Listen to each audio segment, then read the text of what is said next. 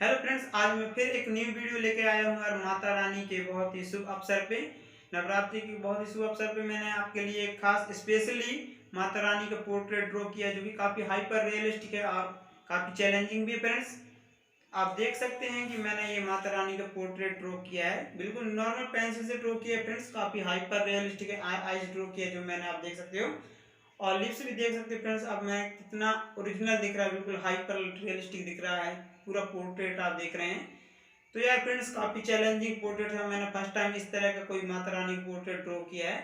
तो प्लीज़ यार, आप सभी को अगर मेरा यह पोर्ट्रेट पसंद आए वीडियो पेंटिंग वाला, तो मेरे चैनल को सब्सक्राइब करें और मेरे वीडियो पूरा देखें और लाइक से सब्सक्राइब करना बिल्कुल ना भूलें। Thank you guys. तो फ्रेंड्स यार, आप जो भी अगर माता रानी के सच्चे भक्त हैं तो मेरे इस वीडियो को पूरा देखें, और जो माता रानी भक्त नहीं है वो, उनके लिए ये वीडियो बिल्कुल भी नहीं है।